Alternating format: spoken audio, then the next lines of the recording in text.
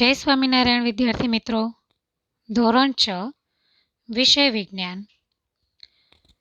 આજે આપણે સ્વાધ્યાય પોથીમાં પેજ નંબર 82 પરના નીચેના પ્રશ્નોના ઉત્તર 3-4 વાક્યમાં લખો સમજીશું. દરેક વિદ્યાર્થી મિત્રો મારી સાથે સ્વાધ્યાય પોથી ઓપન કરે. હું અહીંયાથી જે રીતે બોલું છું એ જ રીતે તમારે સ્વાધ્યાય પોથીમાં પ્રશ્નોના જવાબ લખવાના રહેશે. ચાલો જોઈએ આપણે પ્રશ્ન નંબર 1. નિવાસસ્થાન એટલે શું? નિવાસસ્થાન એટલે શું? કોને કહેવાય મિત્રો નિવાસસ્થાન? નિવાસસ્થાન એટલે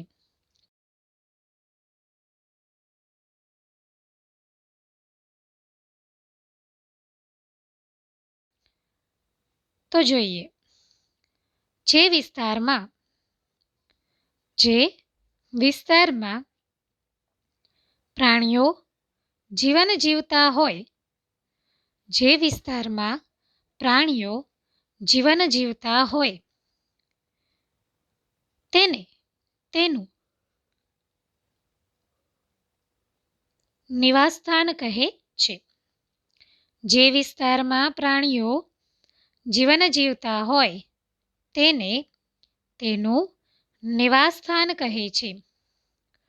સજીવો ખોરાક, પાણી, હવા, આશ્રય અને બીજી જરૂરિયાતો માટે નિવાસસ્થાન ઉપર નિર્ભર હોય છે. નિવાસસ્થાન એટલે રહેવાની જગ્યા. ફરી એકવાર, જે વિસ્તારમાં પ્રાણીઓ જીવન જીવતા હોય તેનું નિવાસસ્થાન કહે છે. સજીવો ખોરાક, પાણી, હવા, આશ્રય અને બીજી જરૂરિયાતો માટે નિવાસસ્થાન ઉપર નિર્ભર હોય છે. નિવાસસ્થાન એટલે રહેવાની જગ્યા. તો તમારે પણ આ રીતે શાંતિથી સાંભળીને પ્રશ્નોનો જવાબ લખવાનો રહેશે. તેની સાથે મિત્રો આપણે બીજો પ્રશ્ન જોઈએ. રણમાં જીવન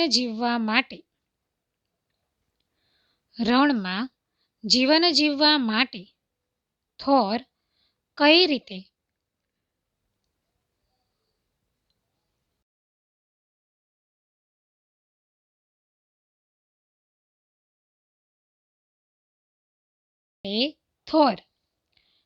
રીતે અનુકૂલિત થયેલા હોય છે? તો જવાબ જોઈએ આપણે એનો. થોરમાં પાંદડા જેવી રચના છે. થોરમાં પાંદડા જેવી રચના છે. તે હકીકતમાં તેનું પ્રકાંડ છે. થોરમાં પાંદડા જેવી રચના છે. તે હકીકતમાં તેનું પ્રકાંડ છે. આવી વનસ્પતિમાં પ્રકાશ સંશ્લેષણ સામાન્ય રીતે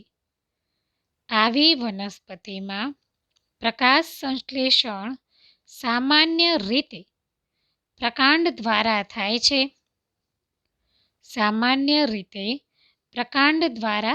છે. પ્રકાંડ પણ જાડા, મીણયુક્ત સ્તરથી આવરિત હોય છે, જે પાણીને જાળવી રાખવામાં મદદ કરે છે. ફરી એકવાર, થોરમાં પાંદડા જેવી રચના છે. તે હકીકતમાં તેનું પ્રકાંડ છે. આવી વનસ્પતિમાં પ્રકાશ સંશ્લેષણ સામાન્ય રીતે પ્રકાંડ દ્વારા થાય છે. આવી વનસ્પતિમાં પ્રકાશ સંશ્લેષણ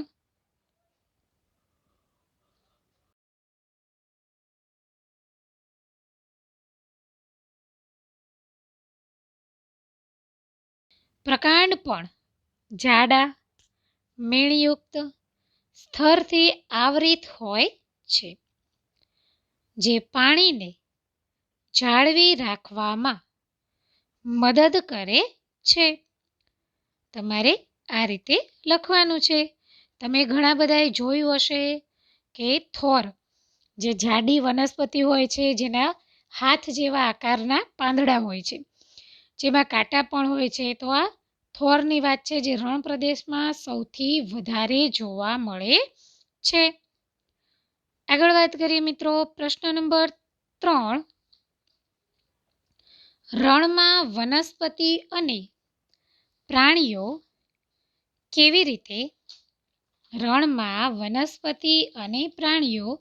કેવી રીતે વિકાસ પામે છે? રણની જે વનસ્પતિ અને પ્રાણીઓ છે એ કેવી રીતે વિકાસ પામે છે? તો એમાં જોઈએ, રણમાં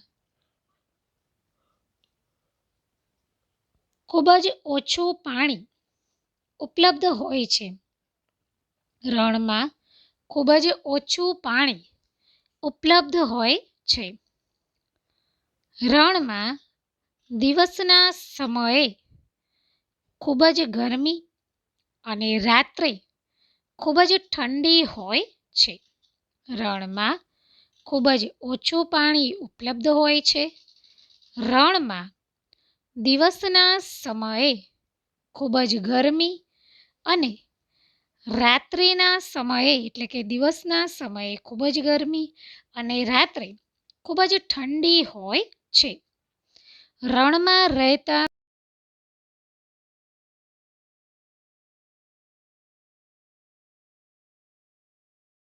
જ વિસ્તારમાં શ્વાસોશ્વાસ કરે છે. રણની વનસ્પતિ અને પ્રાણીઓ તે જ રણની રેતીમાં જીવે છે અને તે જ વિસ્તારમાં શ્વાસોશ્વાસ કરે છે. ફરી એકવાર, રણમાં ખૂબ જ ઓછું પાણી ઉપલબ્ધ હોય છે. રણમાં દિવસના સમયે ખૂબ જ ગરમી અને રાત્રે ખૂબ જ ઠંડી હોય છે. રણમાં રહેતા પ્રાણીઓ અને વનસ્પતિઓ રણની રેતીમાં જીવે છે અને તે જ વિસ્તારમાં શ્વાસોશ્વાસ કરે છે. પ્રશ્ન નંબર 4. ઊંટ શા કારણે પાણી વગર ઘણા દિવસ સુધી રહી શકે છે? ઊંટ શા કારણે પાણી વગર ઘણા દિવસો સુધી રહી શકે છે?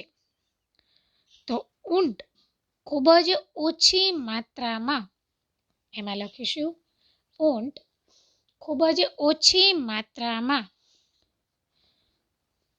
મૂત્રનો ત્યાગ કરે છે. ઊંટ ખૂબ જ ઓછી માત્રામાં મૂત્રનો ત્યાગ કરે છે. તેનો મળ સૂકો હોય છે. તેઓને પરસેવો થતો નથી. ઊંટ ખૂબ જ ઓછા પ્રમાણમાં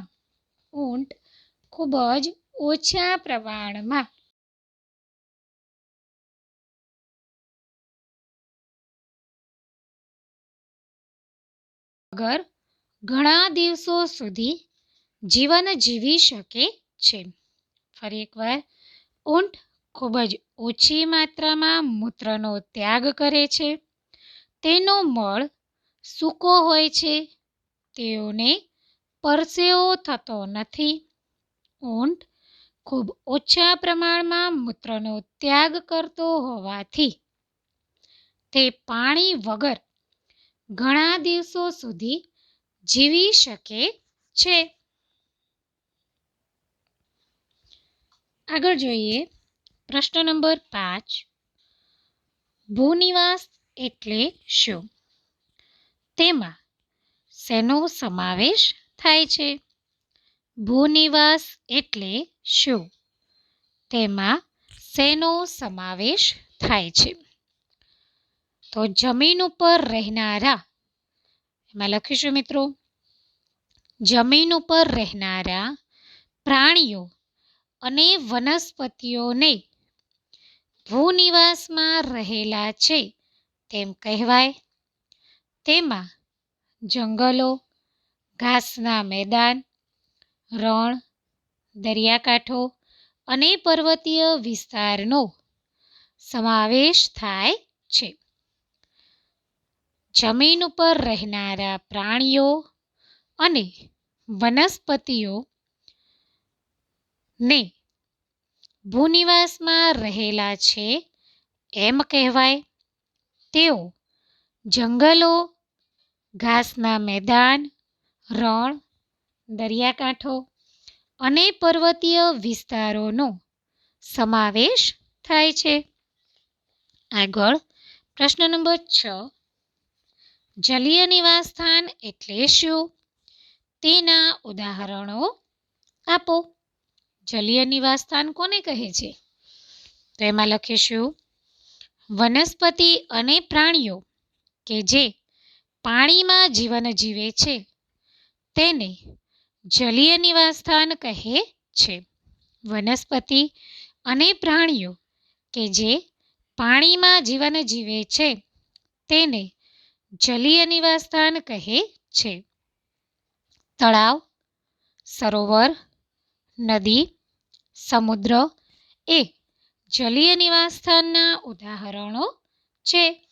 ફરી એકવાર, વનસ્પતિ અને પ્રાણીઓ કે જે પાણીમાં જીવન જીવે છે તેને જલીય નિવાસસ્થાન કહે છે. તળાવ, સરોવર, નદી, સમુદ્ર એ જલીય નિવાસસ્થાનના ઉદાહરણો છે. આગળ જોઈએ પ્રશ્ન નંબર 7, રણમાં ઉંદર અને સાપ કેવી